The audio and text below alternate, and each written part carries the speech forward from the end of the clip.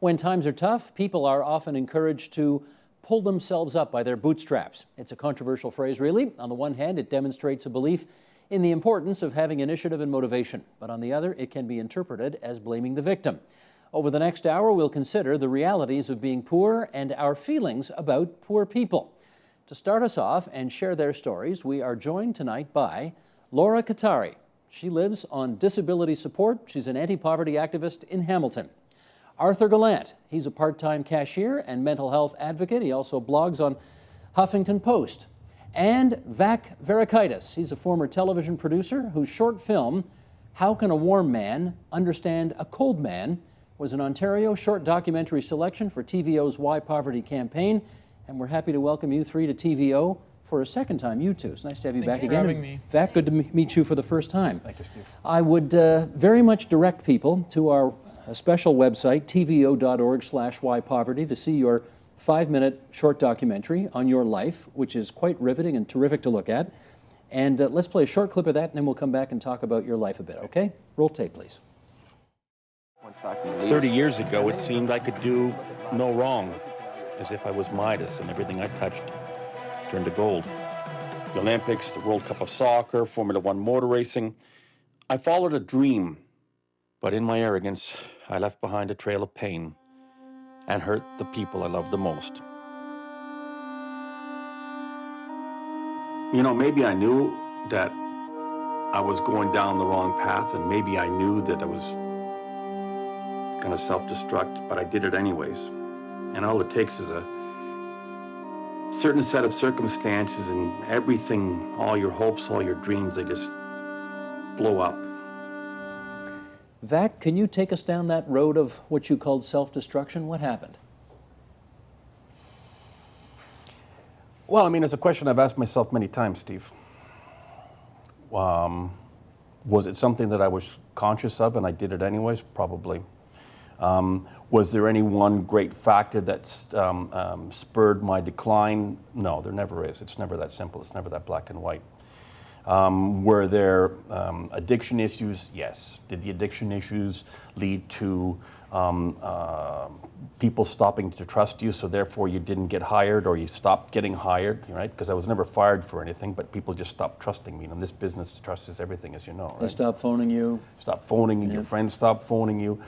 And all of a sudden you find yourself in this spiral, right? And it all starts, in your case, with drug addiction. It starts with my own bombastic nature. Perhaps some of the things that made me a strong producer and a strong director and a strong on-camera personality were the same things that brought me down, that I didn't know how to pull myself back. And so the more I fought, the more I thought that I needed an edge. And drugs and alcohol represented that edge. How fast was the fall for you? Well, I mean, when I was working in England producing the Formula One motor racing for Bernie Ecclestone and the Formula One Constructors Association, it was then that I really started to travel and really started to live the 5-star life. And I mean, the temptations are so numerous. By the time I'm 30, I'm in 47 different countries. And I just was not able to handle all of that. I really fell into it. And when I came back, I thought I needed an edge to keep that going. And so drugs and alcohol represented that edge, that give you that push, When I didn't have my contract renewed, when I got divorced in 1995, I was working 3 jobs.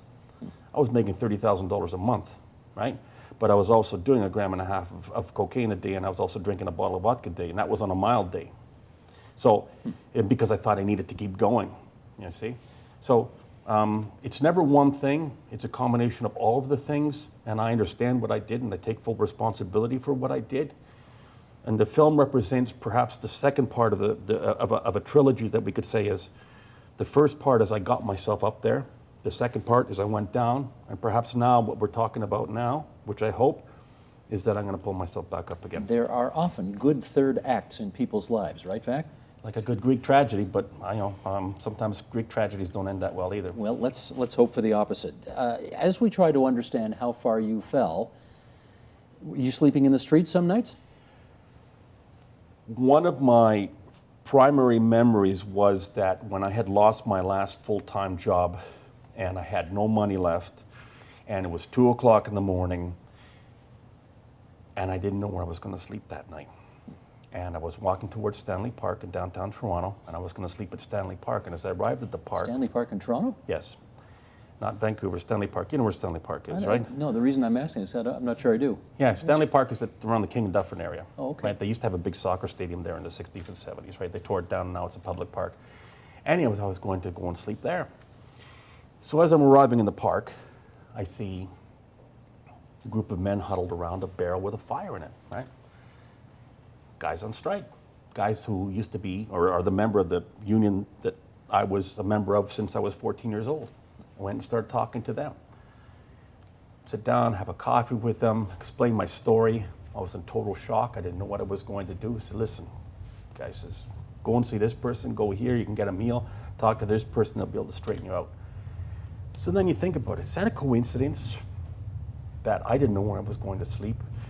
And I end up going to the park, and then I end up seeing some guys around the barrel, and they set me up, right? Coincidence is only God's way of remaining anonymous. And one of the big lessons that I've learned from this entire experience is that at any given time, no matter how down we think we're going, we're always being taken care of, right? Because even though God isn't always there when you call him, he is always right on time. An old cliche, but believe me, it's true. You've seen it. Laura, you walked in here with a cane today. I did. How come? I live with fibromyalgia as well as osteoarthritis and a host of other chronic illnesses all combined. When did you welcome those things into your life?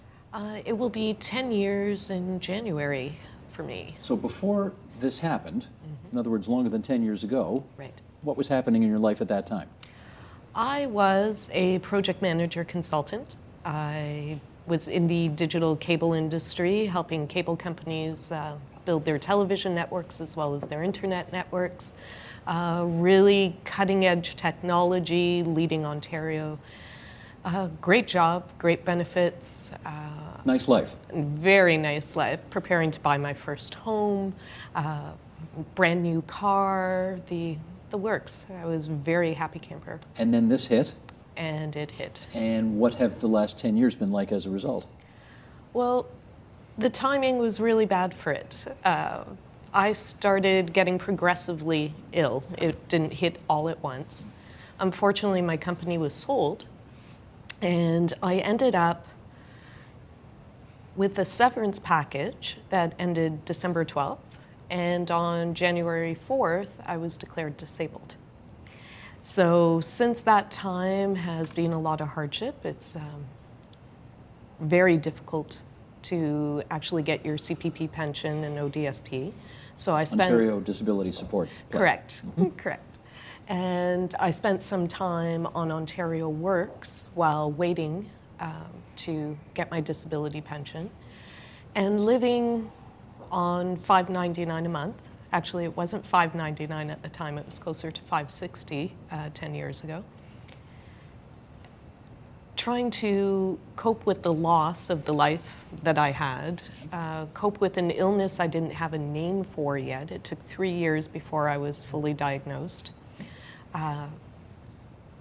And this sudden income loss and loss of security. I mean, we say income, but really it was a total loss of security. Everything that I ever knew had disappeared. But suffice to say, you can't do the job you used to do because of your physical condition. Correct. You can't get, presumably, the kind of job you think you would be qualified for back in the day because of your physical condition.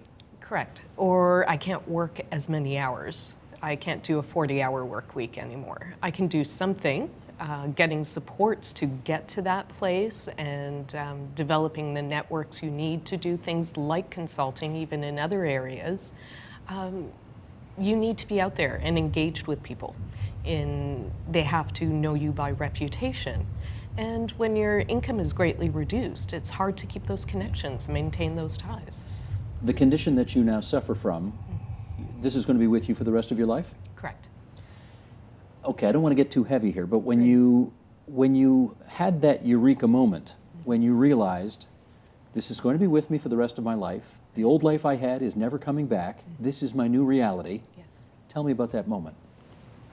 Incredible depression. How long ago did that happen? I think it wasn't too far into the illness, say about a year in.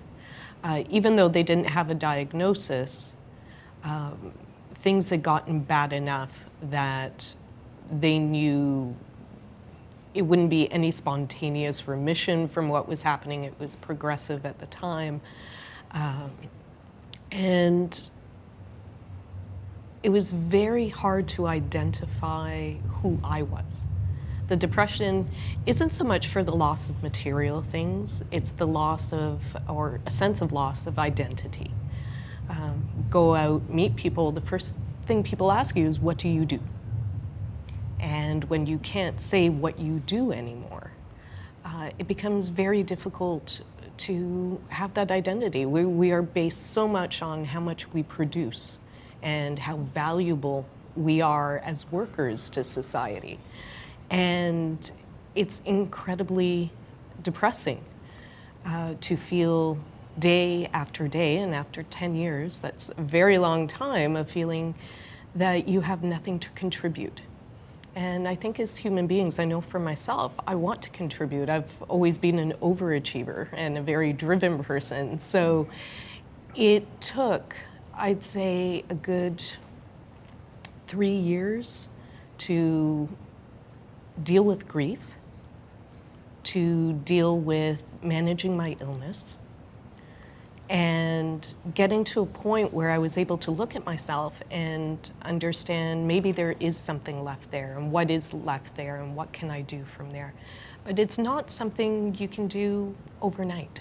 Now, I appreciate that, but I've only known you for a couple of years, but the person you just described, I don't know. Because I know the anti-poverty activist, I know the person who's kind of a, if I can put it this way, kind of a kick-ass human being, right? Yes. And so you're a different person today. I am. I am. And presumably feeling better about that. I am feeling much better. What had happened to me was, unfortunately, my mom passed away, and I was left a very small sum of money to get a home. And in order to maintain that home, I thought, well, here's an opportunity I never thought I would get again in my life. And I decided to start self-employment. And in the process of doing a business plan for self-employment, I realized, given how many work hours I could do and the field I was looking at, I would never get out of poverty. And quite literally, within 48 hours of doing that portion of my business plan, the Hamilton Roundtable for Poverty Reduction issued a call for new members. And there you were. And there I was, because I was so angry that even though I was going to try, I would never get out of this cycle. And it was so frustrating.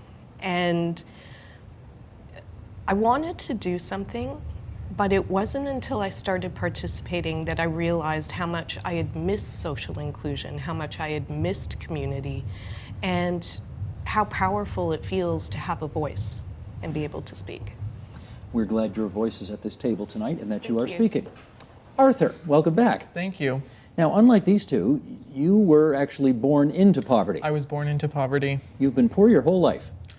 For a good portion of it, as we talked about last year, which we won't reflect too much on, I spent about half my childhood in the care of Children's Aid Society, so I don't like to classify that part of my life in poverty, because I was in Children's Aid 9 to 18, but 0 to 9, I was born into poverty through no fault of my own. And you have also struggled with mental health issues over the years, I have struggled with mental health issues. Write about on Huffington Post. Yes, I do.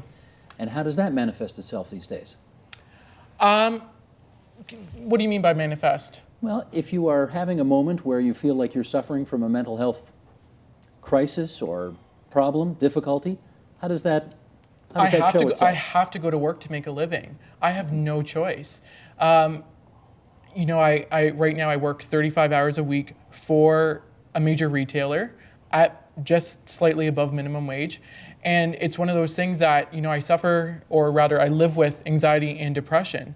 And if I wake up in the morning and I feel like absolute junk and want to keep the covers over my head, I know that's not an option, because I need to ensure that there's food put on the table. I have a mother who's on a disability pension, and then I'm making my 35 hours a week, and people say, oh, so it's a full-time job. No, I get full-time hours by picking up additional shifts, but I'm only scheduled for part-time hours. But my mom's disability pension only covers enough to pay the rent and put 2 weeks worth of food on the table. So you, in some respects, are helping to support her as well. Yeah, and so it's, a give and take thing. She helps put the roof under my head, but I have to put the food on the table, because it's not just a matter of paying for living expenses and for food. We all have other expenses, whether it be cell phones or whether it be clothing, prescriptions. I mean, I'm a pretty healthy guy, but I also need to tuck that money aside if I were to get sick, because I don't get sick benefits. I look at the three of you. We're going to have a pretty candid conversation about poverty here today. And I can kind of imagine the viewers watching this and saying, look at Vac, you got a nice jacket, nice shirt on. Arthur, you look very well put together. You all three look very... This is not the face of poverty that we understand when we think of poverty. But it is. Arthur, are you poor? It depends what you define as poor. I mean, I recently watched your documentary online preparing for this show, and I don't mean to misquote you, but it was something along the lines of poverty is really a state of mind. From a financial point of view, you could say I'm in poverty, but that's the only way I've ever really known. And I've said that if I were to ever, which I have come across a little bit of money at times, the amount of money that I get that increases, it scares the living daylights out of me, because I don't know how to handle that. I only know my way of living on, $500 or $600 every 2 weeks. So if I do come across a little bit of money, which is more than that, it's worrisome, because I don't know how to handle it, whether I should invest it or whether I should put it in a savings account. And I have come across some money in the past, and it's difficult to let it sit there, because it's intimidating, because I don't know what to do with it. Well, let me try this. My hunch is, I don't know, I haven't done a survey, but my hunch is when people think of poverty, they think of people who may not know where their next meal is coming from. That's one classification. Are you in that boat? I worry long-term whether or not that could be a factor for me, but at this very moment, I'm feeling quite confident I will have food on the table tomorrow, but I don't know about next year or the year after that. Okay. Vac, have you ever been hungry? Yes. So you have been in a circumstance where you could not afford that next meal? I'm still in that circumstance. When you say hungry, one of the aspects of survival, and living in poverty entails not only the social exclusion, the individual experience, for sure, that's one of the big things, right? But the survival experience, pretty soon you have to learn what you need to do. So when you complimented us on looking good, part of the reason that I came to the show, because I could have come here in jeans and a t-shirt, but I came out of respect for the institution that is TVO, for the show, for you, for the people who put it together, and for myself, okay? And that's why I did it, and that's why I think we all did it, right? But for survival and trying to find food, pretty soon you start to learn where you can go and get free meals, who has the best free meals, what time those free meals are. But in doing so, you're spending your entire waking hours on one thing, and one thing only, and that is survival. Okay? You still have to address the isolation that you feel. You still have to feel the depression that you feel, that you're no longer part and a living part of what we call society. You still feel the individual anxiety and depression, and I can tell you most assuredly that even this morning I woke up with such anxiety, such chest pains that I can't even breathe. How come? It's part of my own mental health issues, severe depression, anxiety, right? So nothing to do with having to come here today and tell people. I was nervous as hell to details. meet you, Steve, yes. What's that? I was nervous as hell to meet you. No, yeah. You know, I heard you were an Funny. intimidating character. Funny, you know, very okay. funny, yeah. Well, that's another thing we should talk about as well, is there is humor to be found in the situation. Okay. And it is one of the survival tools. Hold off on that for that. That makes absolutely perfect sense. But Laura, I want to get you in here on this because if the traditional metric for determining that somebody is poor is they don't know where their next meal is coming from, do we need new metrics to understand what the face of poverty is like today? Are there new ways of measuring who's poor and who's not? Absolutely. What is it? For myself and the work I do with the Roundtable, it is looking at inclusion. We have a new campaign out that talks about dignity, opportunity, and a future. And income levels do determine all of those three things. And actually, yes, I have been hungry and I have been homeless at one point in my life as well. So even though you learn to survive, and you learn to survive possibly on one meal a day for a while and maybe not a whole lot in that one day. And probably not the healthiest. And not the Meal healthiest from food. all 5 food groups represented and so on. 5 food groups Yeah, in no, one day? Obviously, yeah. Wow. Yeah. No. But we do need to look at opportunity. I do a lot of work around social assistance reform, and you're looking at children growing up in poverty who, due to rules and regulations around social assistance, can't access post-secondary because they will put their parents' housing in jeopardy if they do so. Those choices shouldn't have to be made by a 17-year-old to forego school in order to keep their parents housed. Opportunity is being able to find secondhand clothing and being presentable when you go out and meet new people so that they're not going to automatically come at you with preconceived notions. If you look and sound remotely like them, there is an opportunity there. And poverty can take that away from you. If you don't have an opportunity to read a newspaper, your conversation becomes incredibly limited. Yeah. So.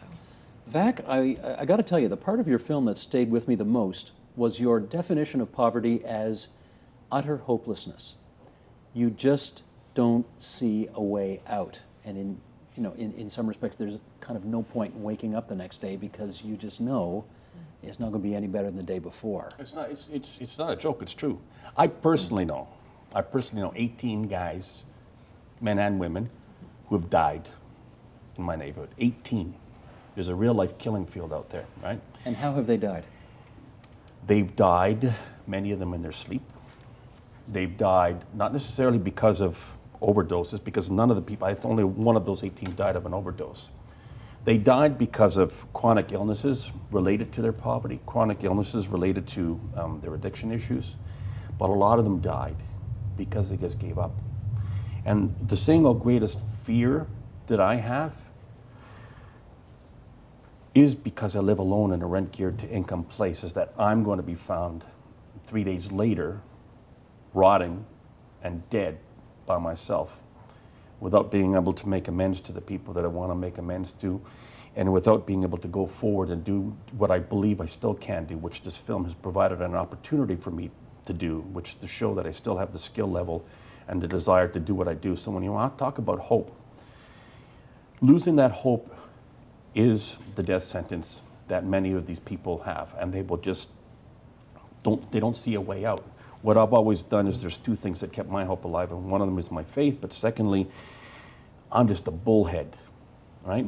And if I want to get past that brick wall, I will break it down with my head.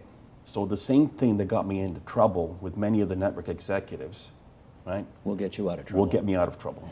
How old are you now, Arthur? 22. 22. See, when I think of youth, youth automatically equals hopefulness, right? Because you've got so much future to look forward to. Have you ever been in a situation in your 22 years where you just thought things were utterly hopeless? Yeah, probably going back a couple years when I tried to commit suicide. It was just, I was at the end of my rope.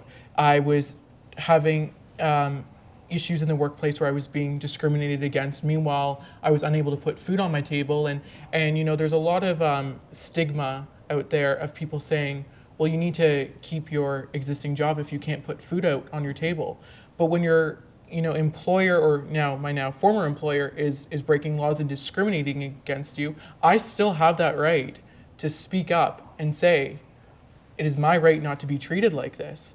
And there came a point where I was probably put in 100 resumes all over really the GTA. I live in Burlington, and I was putting resumes as far as Ajax, Oshawa, Pickering, just to really find a way out. And I couldn't find that way out. And for me, it seemed like the last resort was suicide. And that's what I tried to do. And with me being here today, I'm not a hologram. I'm, obviously was not successful, but after being hospitalized and sitting down with a therapist, I'm happy I am here and, was able to really move on and see the light. But to this day, I'm able to have a broader outlook rather than 1 to 2 days out or 1 to 2 weeks out, but I still have a little bit of hopelessness. I'm working, a full-time job that's classified as part-time. I've continued to put out applications anywhere that's hiring. I've continued to broaden my networks, and it just doesn't seem like there's a way out. And I am hopeful and I have a dream, but the only thing that's helping me move forward day to day is that dream. I have a dream, it's in my pocket, and that's the only thing that's really going to prevent me from attempting to harm myself again, is thinking that I have hopefully another 60 some odd years left on this planet, and I can make a difference, but I can also find some sort of employment or some sort of legal means of income in which I will no longer have to worry about putting food on my table or wondering if I'm still going to have shelter over my head next month. We're going to broaden our discussion here in a second and invite a couple of other people to join us. But Laura, first, I'd like you to address that issue too. Hopelessness. Have you been there? Yes. How did you get out of it? I was lucky that I had a therapist at that point. I was dealing with the transition from working to disability, and I was referred to a therapist. And at the same time, I was applying for CPP. And I kept getting denied. And after the second denial, I thought, oh wow, I'm really going to be forced to look for work, and I might get kicked off of Ontario Works, and I know I really can't work. And I thought, I'm still being screened. At this point, they were actually going through cancer screening. And I thought, well, if I'm just gonna die anyway, why don't I just do it now? Because I can't do this. It's impossible. And luckily, I had a really great therapist that referred me to a good community legal clinic to help me fight the fight. And it was after that instance that I realized there is assistance out there. But you have to be really persistent. You have to know where to look, and if you don't know where to look, you keep asking everyone you encounter. And it is learning a whole new world of survival. Okay. My thanks to the three of you for getting this started. Don't That go was anywhere. deep. That was pretty heavy, I got to tell you. And we're going to have two people join our conversation now. You know them both. John Della Costa, he's the founder of the Center for Ethical Orientation. And Jordan Peterson is here, the psychologist from the University of Toronto. Guys, thanks for being here today as well. Thank you. Let me read this first, and then Jordan, I'm going to come out of this with a question. This is from the New Republic back in June of 2011. For the poor, almost everything they do requires trade-off thinking. It's distracting, it's depleting, and it leads to error. The poor have to make financial trade-off decisions on anything above a muffin. Just get inside the mind of somebody who's in this predicament for a second, Jordan, and tell us why making these small trade-off decisions every minute of every day of your life is so emotionally depleting. Well, it's partly because you need a certain level of comfort to make things simple. So I read Barbara Ehrenreich's, I believe. Ehrenreich, yeah. Yeah. And She's one of the things, famous author, obviously, who decided to try to live on, I think, a minimum wage job for a while. yeah, wrote a exactly. good She called book her about it. book Nickeled and Dimed. And one of the things she pointed out was that at some point, if your accommodation isn't stable enough you don't have a fridge to put your food in. Well, so instantly you're buying expensive food. I mean, it might be fast food, and it might be what you pick up at the 7-Eleven, but it's not inexpensive. And you have to cash your checks if you get them at the banks for poor people, which are those check cashing institutions that charge outrageous and technically legal rates of interest, but they're not really legal. And so you get nickeled and dimed there. And there's all these things that are simple for you if you're in comfortable circumstances that start to become impossible if you're not. And those things cycle around you and spin around you, and they make it very difficult for you to start moving out. And so then every decision gets tangled up with every other decision as well. You can't fix one thing without something else falling apart, or maybe you can't fix one thing without two other things falling apart. And that's the kind of thing that leads people to start to develop a sense of hopelessness. And that also makes them impulsive.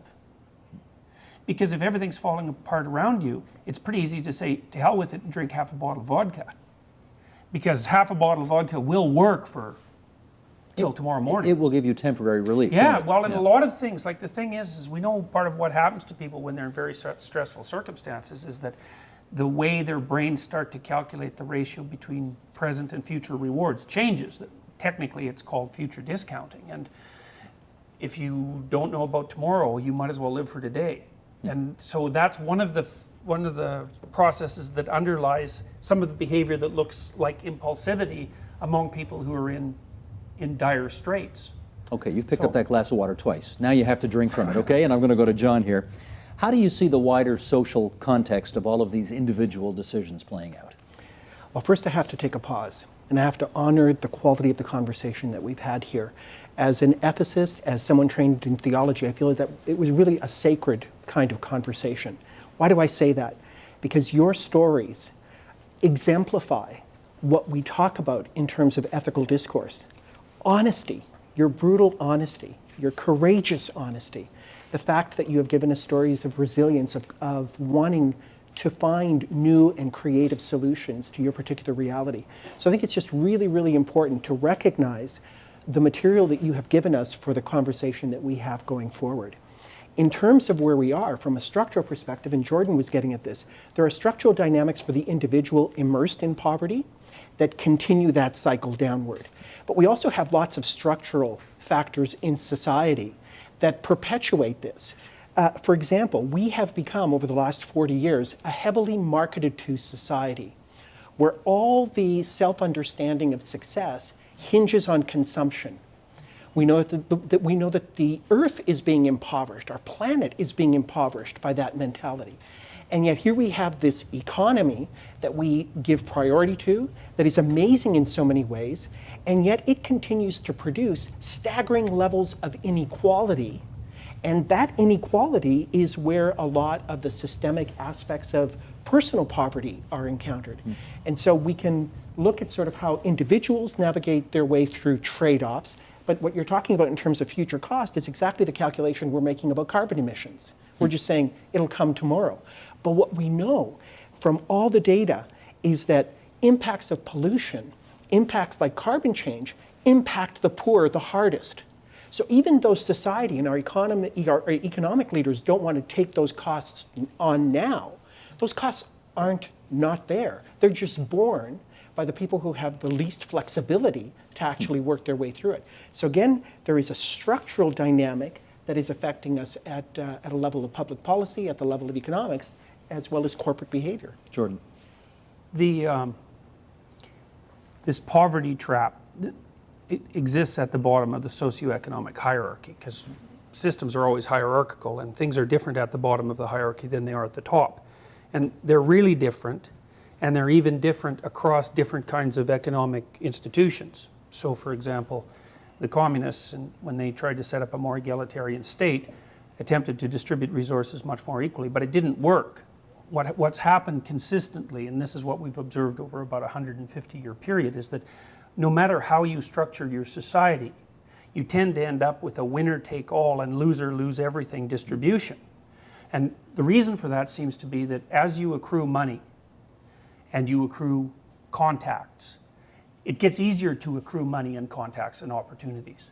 And then as you lose money and opportunity and contacts, it gets easier to lose them. And so a small percentage of people climb up to the top and they have everything. And then a large number of people fall down to the bottom and they have nothing, and they get into a situation where it's really difficult to stop having nothing. And it isn't obvious how to stop that. And it isn't simply attributable to capitalism. It's not simply solved by socialism. None of these approaches work very effectively. It's also partly because we don't conceptualize poverty properly. We always think about it as money. And it's funny because the right-wingers think of it as money, and the left-wingers think of it as money too, because they think that if people who are poor had money, they wouldn't be poor, and that's almost never right. This definition that you guys used of hopelessness, that's a much better definition, I think, of poverty than some standard that's basically associated with money. John, I want to put some numbers up here, have you react to them, and then we'll get these three back involved as well. The Salvation Army released a report about how Canadians regard the poor, and here's some of what they came up with. 43%, the survey said, 43% of Canadians agree that, quote, a good work ethic is all you need to escape poverty. 41% believe the poor would, quote unquote, take advantage of any assistance given to them and do nothing. 28% say the poor have lower moral values. And 23% in this Angus Reid survey done in March of 2011 say poor people are in that position because they are lazy. In the words of Judge Judy, that's baloney. That's absolutely baloney. And there's actually lots of psychological data and historical data sort of in environmental studies that would absolutely say that it is baloney. Like, those are fallacies. So for example, we had studies that just came out in February of this year that showed that very successful people are in fact less ethical than average citizens. And there's 35 years of data that shows that that's true. Why? Because people who are competing and succeeding, it's not necessarily that they're starting with bad genes, it's that they are exercising every day what psychologists call pro-self behavior. It's about me, it's about winning, gotta beat this guy, gotta beat that guy, gotta get to the top. You exercise those muscles for a long period of time, you're gonna have biceps and triceps like Popeye. But you're not asking the pro-social questions, the moral questions of the consequences of that competitiveness. So you end up with almost like olive oil legs. You don't have the strength to actually be able to navigate the ethical quandaries that are created by that competitive ethos. So those numbers are actually incorrect. Vak, I wanted to ask you though, before you became poor, how did you regard poor people? Do you remember? Well, there's two things in answer to that. One is that when I was growing up, and my father left my mother, my father who was in the Canadian Opera Company, and my father who sang on the stage at O'Keefe Centre, and my father who had guys like Robert Goulet and come over and babysit us and stuff like that. When he left, we were left in poverty, and I remember being different from the kids that I was going to school with, and I remember wondering why we weren't eating. I wondered why my mother was growing worse and worse in terms of how she looked at the world and how she was acting towards us. And when I pulled myself out of that and I got to this level, right? When I got to this level, I, being a good socialist, a good union man, right? I always believed that it was our responsibility, and I still believe it's our responsibility as a society to look after our fellow man and woman, that we can only be judged by how we look after people. So in answer to your question, how did I look at poor people? I always, looked with some sympathy, and I never ignored them, and I always talked to them, and I would never say to somebody on the street, get a job. Why don't you get a job, you bum, right?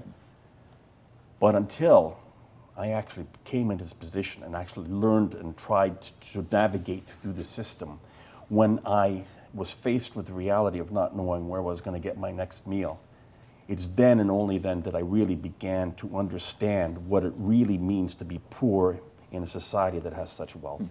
Jordan, as you look at those numbers, can you help us understand some of the reasons why Canadians are apparently so mistrustful, so, I don't know, those are some fairly negative attitudes that are reflected in those numbers. Why do we feel that way? Well, there's lots of reasons. I mean, there's a lot of muddy thinking about things like poverty. And those questions are muddy. Because you can actually, and so are the answers, you can reverse them and they make a certain amount more sense. So one of the things we know, for example, is that if you look at personality traits and you look at their relationship to long-term life success, now it depends on how you define success, of course, that one of the best predictors is trait conscientiousness. And conscientiousness is industriousness and orderliness. And it's correlated as highly with long-term financial success as intelligence is. And so it isn't, so then once you know that, that's when you have to start to be careful about what you say. Because it's not reasonable to say that poor people aren't conscientious. Because lots of poor people are plenty conscientious, and they're actually the ones that suffer the most from being poor. But lots of people who aren't conscientious are poor. And that's not the same thing. That's true. The causality, the causal chain isn't the same. And so when Canadians are queried about such things in surveys, the surveys have to be very, very carefully formulated, and the answers have to be very carefully considered. Now, here's another problem. A certain proportion of people are con men, and you don't know who they are. And if you encounter someone on the street who's different than you and who acts a little bit strangely, there's no reason that your natural instinct is going to be to trust them, and there's no reason to assume that your level of skill is going to be such that you'll know how to be compassionate towards them even if you wanted to be. And people are risk averse, and they're terrified of things that don't fit into the normal scheme of things. And so they walk around, and it's no wonder. And people's attitudes towards the people who are on the street, for example, also have to be considered with a bit of sympathy, because it's not a straightforward problem. John, follow? Well, again, I look at this as a business ethicist. And what we know, to Jordan's earlier point, is that systems go through these 40, 45 years, 50-year cycles. In theology, it's a generational thing. It happens once a generation. Systems get so calcified in their injustice that they have to be broken and you have to start over. So the whole Jubilee thing of forgiving debts came from that understanding of seeing thousands of years of human history. So you're right, it doesn't matter whether it's socialism or capitalism. These are the normal things that societies do. They aggregate power, and the power gets rigid. But we are not in a situation that has evolved normally. We have historical studies by people like Daniel Rogers at Princeton, who published a book last year that showed that in the late 60s and early 1970s, there was an intentional decision to turn away from the promises and things that were breaking out in the 60s, like the Great Society, that included a war on poverty, like the equality that was being extended to women, to minority groups, to Aboriginal people, like the environmental consciousness that was being created. And it wasn't that think tanks were created to do independent research. Think tanks had an objective of debunking those other concerns that were raised in the 60s and reactivating this idea of profitability first. So we are now living at the 40, 45 year end of that particular cycle, where everything has been about maximizing shareholder profitability. And so we can't actually solve social inequality if we don't also solve that particular construct of how the economy should be run. Zach, you wanted to say? No, I'm thinking that, there's some great points raised about the different levels of poverty. So think of poverty as a scale, a color scale. So dark red being the lowest form of poverty. That the romantic notion of when I say romantic, I don't mean it romantic in the sense of the word, but what people think it is, right? The poverty is the guy sleeping on the grate, right? When only maybe 0.1% of poor people actually sleep on a grate. So think of that as the low end. And think of the other end of somebody like me who is housed, right? That, albeit it's a small income, I have a small income from ODSP, right? And I'm able to get some food, although it's not the best food, right? But I'm not living in a rooming house, right? I'm not living like the guys downstairs in my place this morning. They have every day at night. They have out of the cold program, and guys line up just so that they can get a mattress to sleep there because they have no other place to sleep, and that's another completely different part of poverty. There's so much that people need to know that we need to be able to somehow express, and some of the best people to be able to express that are artists. Because artists have always traditionally held up the mirror to society and said, look, this is what we see and this is what we do. And so